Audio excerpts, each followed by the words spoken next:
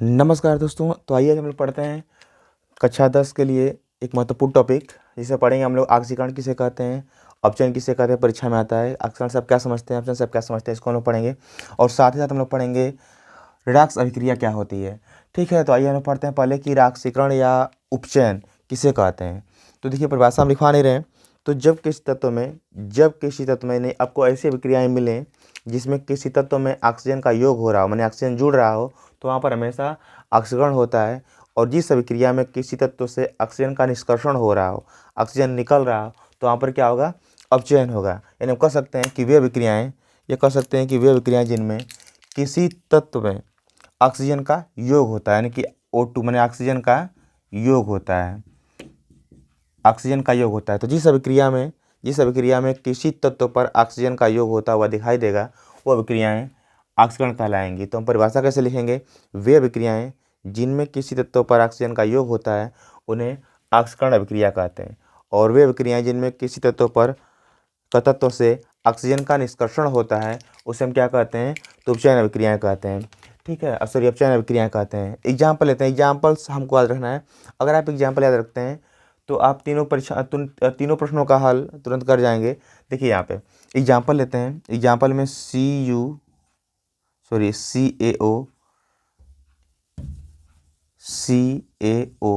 और प्लस यहाँ से हम लेते हैं सी लेते हैं, या फिर हम H2 लेते हैं। ठीक, हमने H2 लिया। जब क्रिया कराएंगे आपस में तो यहाँ से H2 और H2O बाहर निकल जाएगा, यानी कि बनेगा यहाँ से H2O और प्लस यहाँ पर क्या होगा, क्या बनेगा, केवल बचेगा कैल्शियम, केवल कैल्शियम बचेगा। तो यहाँ पर आप देख पा रहे हैं यहाँ पर कि जो कैल्शियम है, कैल्शियम के पास ऑक्सीजन था, है ना। लेकिन इधर देखें कैल्शियम के पास ऑक्सीजन नहीं है। यहाँ देखिए H के पास ऑक्सीजन नहीं था, लेकिन यहाँ पर H के पास ऑक्सीजन है। तो बताया आप लोगों को कि हम ऐसा रिएक्शन याद रखेंगे जिसमें से आपको इन तीनों प्रश्नों का उत्तर एक ही रिएक्शन हम दे पाएँ, यानी एक ही रिएक्शन में हम ऑक्सीकरण, अपचयन और रिडॉक्स तीनों वर्डों को पढ़ सकें। ठीक है, तो पहले चलते हैं हम लोग ऑक्सीकरण किसे कहते हैं। तो हमने बताया आप लोगों को कि वे अभिक्रियाएं जिनमें किसी तत्व पर ऑक्सीजन का योग होता है उन अभिक्रियाओं को ऑक्सीकरण अभिक्रिया कहते हैं।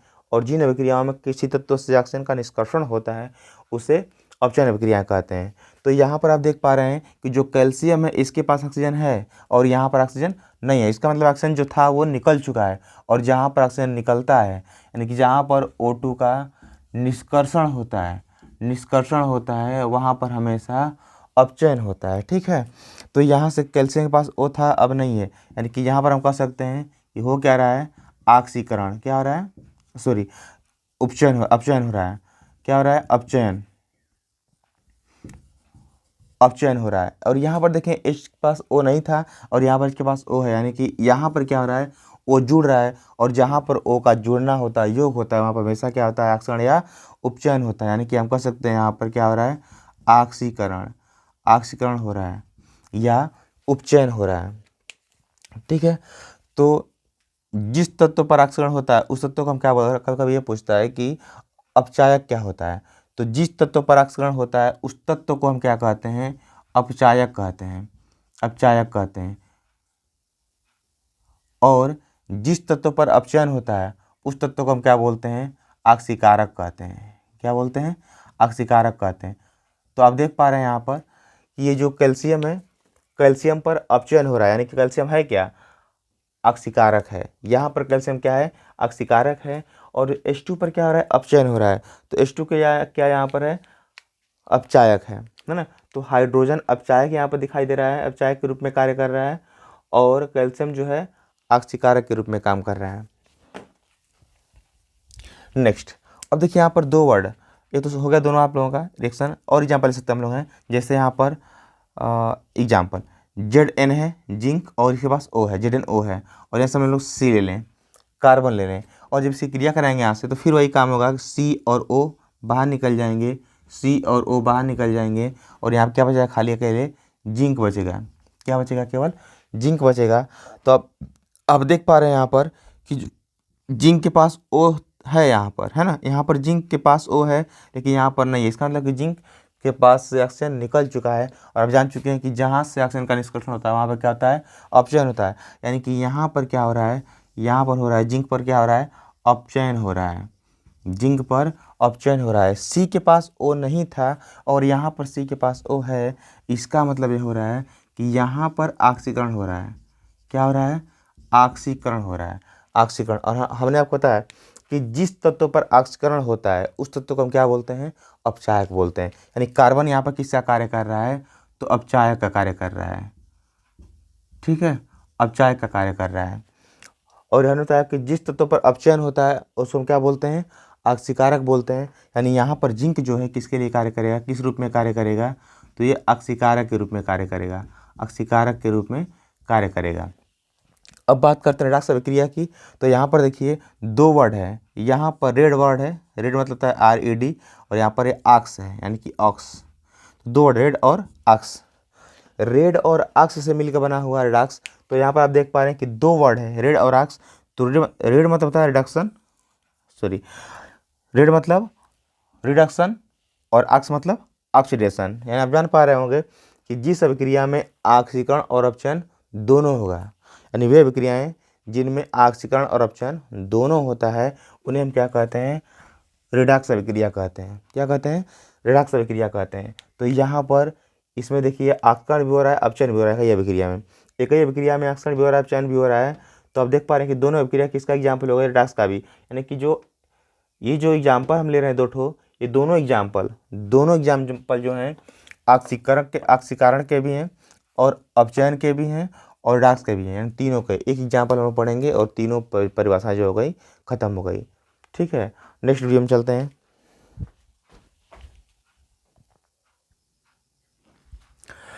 नेक्स्ट टॉपिक हम लोग पढ़ते हैं कि संक्षारण क्या होता है। संक्षारण जो होता है, संक्षारण को हम बोलते हैं कोरोजन, इंग्लिश से बोलते हैं कोरोजन। संक्षारण किसे कहते हैं?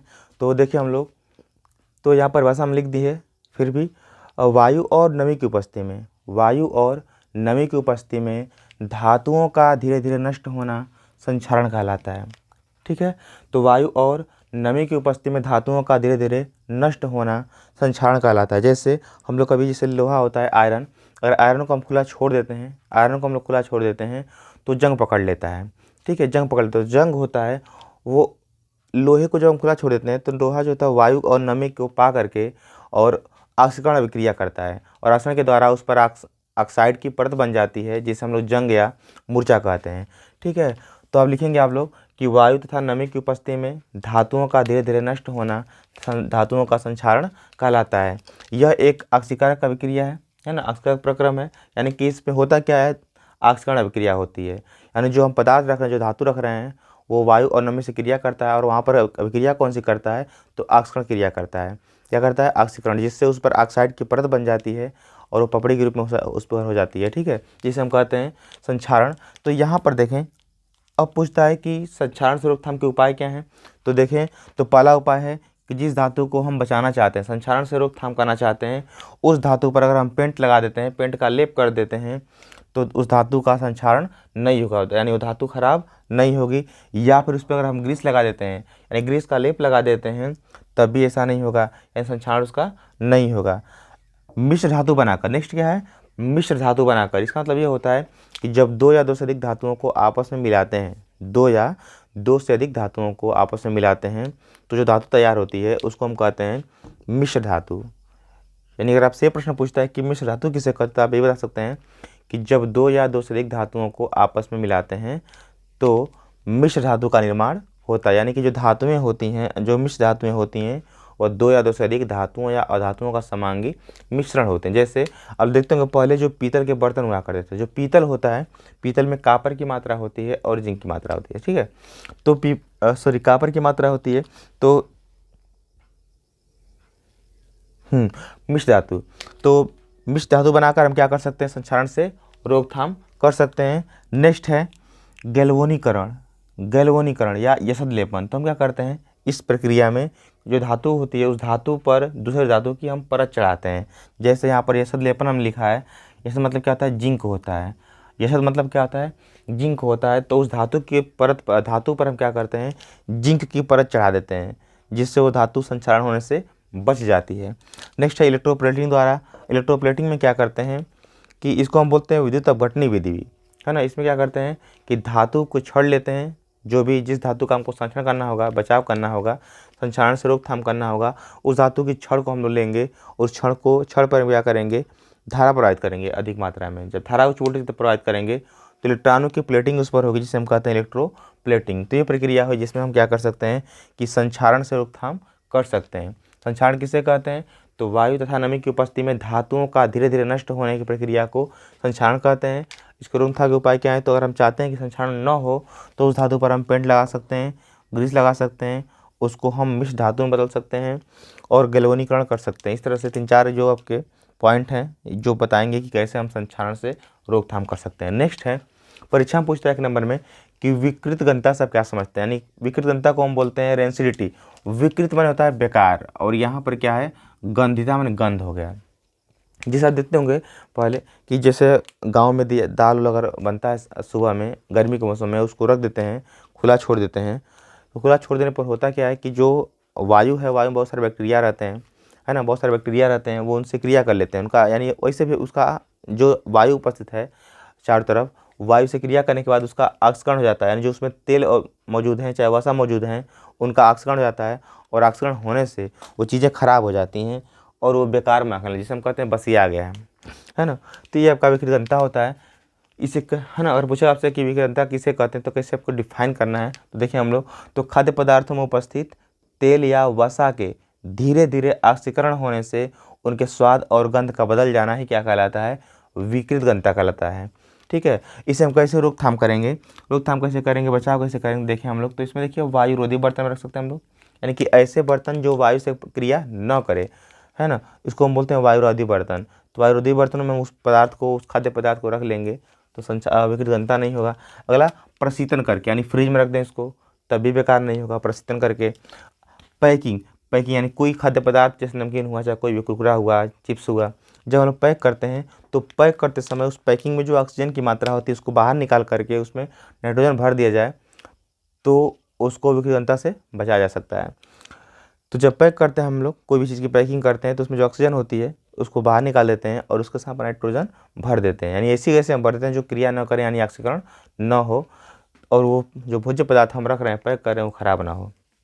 नेक्स्ट है, प्रतिऑक्सीकारक पदार्थों का उपयोग करते हैं। प्रतिऑक्सीकारक का मतलब होता है कि ऑक्सीकरण को जो रोकते हैं, है ना। प्रतिऑक्सीकारक पदार्थ का मतलब होता है कि ऐसे पदार्थ जो ऑक्सीकरण की क्रिया को रोकते हैं, है ना, उनको हम बोलते हैं प्रतिऑक्सीकारक पदार्थ। और जब इन पदार्थों को हम मिला देंगे भोज्य पदार्थों में थोड़ी मात्रा में, तो वो उनका ऑक्सीकरण नहीं होगा और वो विकृत घनता से बच जाएंगे।